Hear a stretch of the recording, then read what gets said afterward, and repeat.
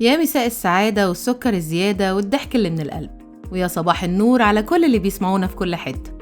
أهلا بيكم معانا في حلقة جديدة من نسمة صوت، البرنامج اللي بيقلب حياتنا كده ضحك وتأمل وياخدنا في كل مرة في حتة بعيدة عشان نفضي دماغنا خالص ونرجع نكمل حياتنا تاني، بس بعد ما نعمل لدماغنا انتعاش. النهاردة هنتكلم عن الستات والتكنولوجيا. والله العنوان لوحده فيلم أكشن. زمان كانت الست بتصحى الصبح تقول أكنس، أطبخ، أروق، لكن دلوقتي بتصحى تقول أشوف الميل، أرد على البوستات، أعمل إعلانات ممولة. ستات كتير ابتدوا يشتغلوا من البيت، يعملوا بزنس أونلاين، يبيعوا منتجات أو حتى يعملوا بودكاست. يعني من الآخر التكنولوجيا مش بس دخلت حياتهم، دي عملت فيها انقلاب. فاكرين أول مرة ماما تمسك فيها تليفون تاتش؟ إيه ده؟ أنا جالي هدية؟ ده تليفون جديد؟ وتاتش كمان؟ الله الله! أيوة، كانت ماشية بيه كأنه كائن فضائي. يلا قولولي بقى، هو فين زرار الرد؟ هو مفيش منه بقرص؟ أنا مش شايفة الشاشة. دوسي على الشاشة هيشتغل. يا نهار أبيض! الستات والتكنولوجيا دي حاجة كتير كانوا بيحكوا عنها، وخصوصاً الفترة اللي فاتت دي. يعني ممكن نقول إن التكنولوجيا ليها تأثير كبير على طريقة تفكير الناس وطريقة تعاملهم مع بعض، وكمان على طريقة حياتهم اليومية. في ناس كتير شايفين إن التكنولوجيا بتسهل حاجات كتير وبتخلي الدنيا أسهل، وفي ناس تانية شايفين إن ليها تأثير سلبي على العلاقات وعلى طريقة تعامل الناس مع بعض. تعالوا خلينا نشوف الكلام ده سوا. الست أول ما تنزل تطبيق على الموبايل لازم تسألك، هو التطبيق ده بيشفط الرصيد؟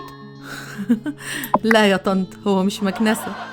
وطبعا بتبدأ رحلة التجربة، تفتح الكاميرا في التيك توك وتقول الله، أنا ليا ودن كبيرة كده ليه؟ ده فلتر يا ماما. فلتر؟ هو ده اللي بيحط لنا ودان أرنب يا خبر؟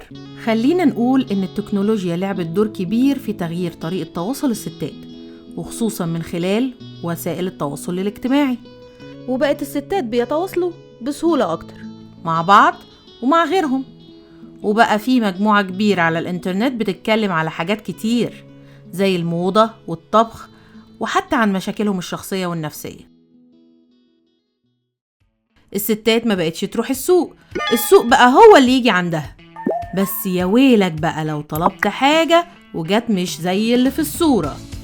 يعني مثلا دلوقتي أنا طلبت فستان سواريه، جات لي بيجامة بنقشة باندا، واللي طلبته ب100 جنيه لقيته طالع ب2 جنيه ونص في الحقيقة. بس هو ده فستان ولا مفرش ترابيزة؟ التكنولوجيا سهلت حاجات كتير في حياة الستات اليومية، زي التسوق وعمل الأكل وحتى كمان تنظيف البيت. في تطبيقات كتير بتسهل حاجات كتير على الستات وبتخلي حياتهم أسهل. أكتر مشهد كوميدي هو ماما قدام اللابتوب بتفتح الجهاز كأنها بتتعامل مع قنبلة. هو الزرار ده لو ضغطت عليه ممكن الجهاز يولع؟ ماما ده زرار انتر عادي، يعني لما ادوس عليه الشاشة هتشتغل؟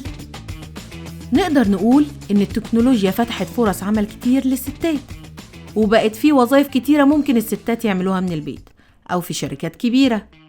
كمان التكنولوجيا ساعدت الستات إنهم يوصلوا لدرجات علمية وإنهم يطوروا من نفسهم. ودلوقتي في ستات عندهم في البيت إشي مكنسة ذكية، إشي تلاجة بتتكلم، إشي غسالة بتغني، وحتى أباجورة فيها بلوتوز. بس تيجي تسألها إزاي بتشغليهم؟ بخاف ألعب فيهم، لسه مستنية ابني يجي يظبطهم. يعني الأجهزة أذكى من الست، بس الست أذكى من الدنيا كلها.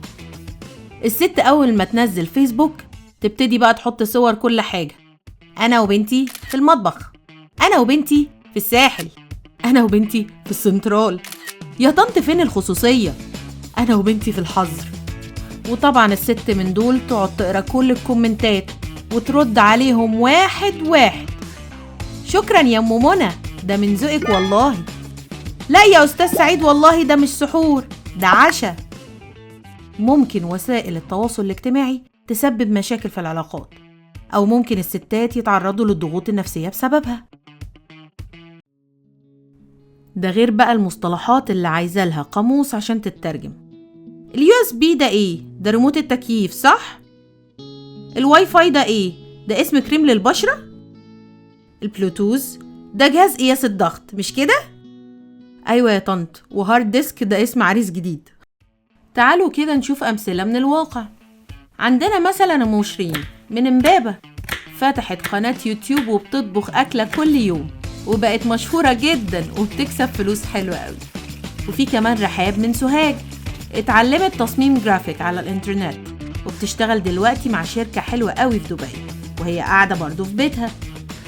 يعني الستات مش بس دخلوا التكنولوجيا في حياتهم، لا دول عملوا منها شغل وبيكسبوا منه كمان.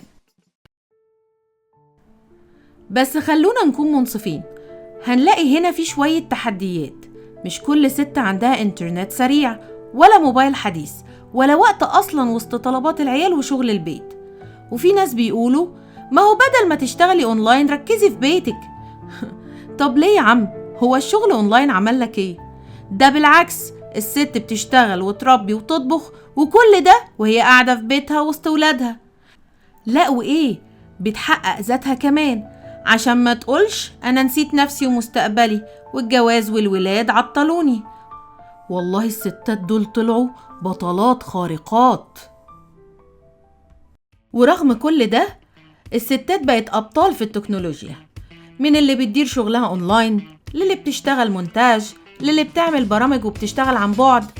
بقينا نشوف ماما بتقولك بعتلك اللينك على الواتساب، دخلت الكود على فكرة وخدت الكورس، أنا عملت برزنتيشن صغيرة على كانفا. إيه ده؟ هو احنا في 2050 ولا إيه؟ نقدر نقول إن التكنولوجيا ليها تأثير كبير على الستات، وممكن تكون ليها فوائد كتير وممكن تكون ليها سلبياتها. المهم إن الستات لازم يتعاملوا مع التكنولوجيا بشكل صحيح، وإن يكون عندهم وعي بأضرارها وإزاي يستفيدوا من فوائدها.